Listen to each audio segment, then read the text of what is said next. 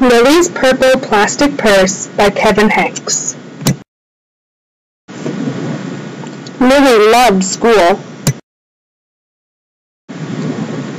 She loved the pointy pencils, she loved the squeaky chalk, and she loved the way her boots went clickety, clickety, click down the long, shiny hallways.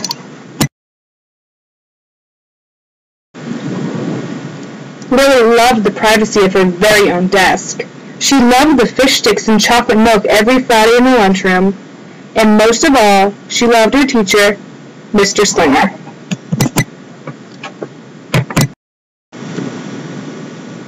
Mr. Slinger was as sharp as a tack.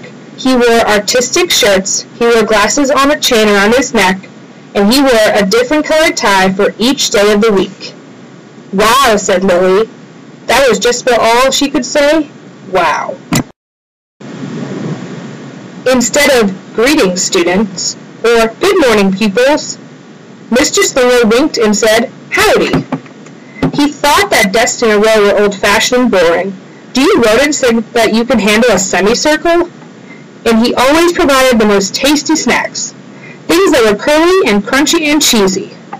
"I want to be a teacher when I grow up," said Lily. "Me too," said her friends Chester and Wilson and Victor.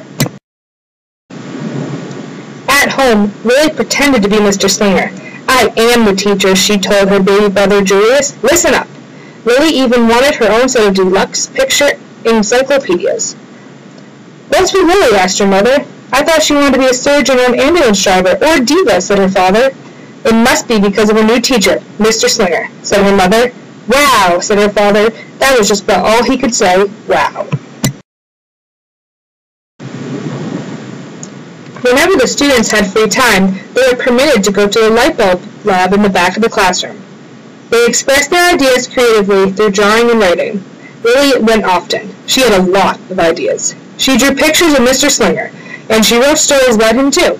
During sharing time, Lily showed her creations to the entire class. "Wow," said Mr. Slinger. That was just about all he could say. Wow. When Mr. Slinger had bus duty, Lily stood in line even though she didn't ride the bus. Lily raised her hand more than anyone else in the class, even if she didn't know the answer. And she volunteered to stay after school to clap erasers. "I wanted to be a teacher when I grew up," said Lily. "Excellent choice," said Mr. Slinger. On Monday morning, Lily came to school especially happy. She had gone shopping with her granny over the weekend. Lily had a new pair of movie star sunglasses, complete with glittery diamonds and a chain like Mr. Slinger's. She had 3 shiny quarters. And, best of all, she had a brand new purple plastic purse that played a jaunty tune when it opened. Lily wanted to show everyone. "Not now," said Mr. Slinger. "Listen to our story." Lily had a hard time listening. Lily really wanted to show everyone. "Not now," said Mr. Slinger. "Let's be considerate of our classmates." Lily had a hard time being considerate. Lily really wanted to show everyone. "Not now," said Mr. Slinger. "Wait until recess or sharing time." But Lily could not wait.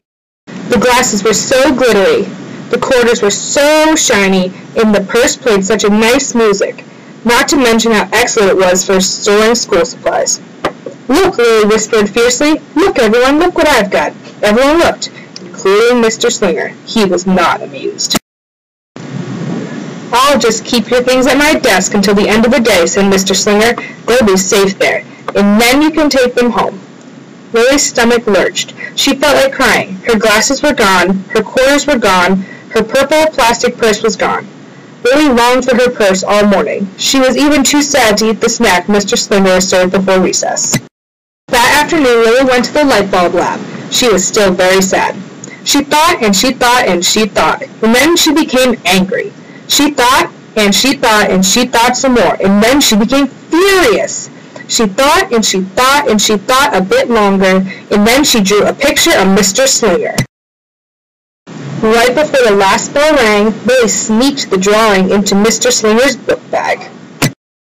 When all the students were buttoned and zipped and snapped and tied and ready to go home, Mr. Slinger strolled over to Lily and gave her purple plastic purse back. "It's a beautiful purse," said Mr. Slinger. "Your quarters are nice and jingly, and those glasses are absolutely fabulous." You may bring them back to school as long as you don't disturb the rest of the class." "I do not want to be a teacher when I grow up," said Lily, as she marched out of class. On the way home, Lily opened her purse. Her glasses and quarters were inside, and so was a note from Mr. Slinger. It said, "Today was a difficult day. Tomorrow will be better." There was also a small bag of tasty snacks at the bottom of the purse. Lily's stomach lurched. She felt like crying. She felt simply awful. Lily ran all the way home and told her mother and father everything. Instead of watching her favorite cartoons, Lily decided to sit in the uncooperative chair. That night, Lily drew a nice picture of Mr. Slinger and wrote a story about him, too. Lily's mother wrote a note, and Lily's father baked some tasty snacks for Lily to take to school the next day. "I think Mr. Slinger will understand," said Lily's mother. "I know he will," said Lily's father. The next morning, Lily got to school early. "These are for you," Lily said to Mr. Slinger, "because I'm really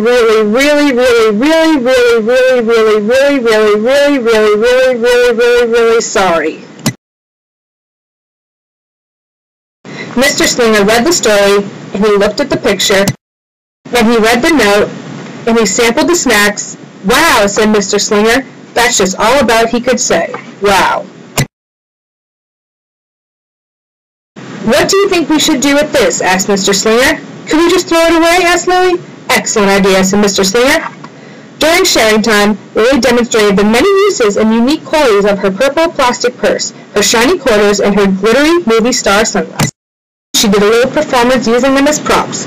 "It's called interpretive dance," said Lily. Mr. Slinger joined in. "Wow," said the entire class. That was just about all they could say. Wow.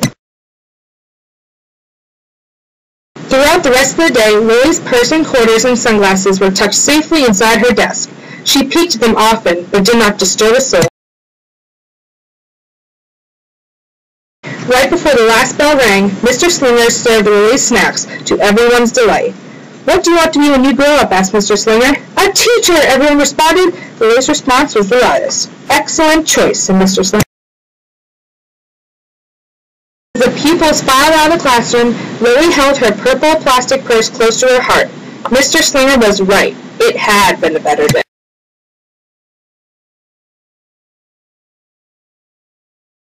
And skipped and hopped and flew all the way home. She was so happy, and she really did want to be a teacher when she grew up. That is, when she didn't want to be a dancer or a surgeon or an ambulance driver or a diva or a pilot or a hairdresser or a scuba diver.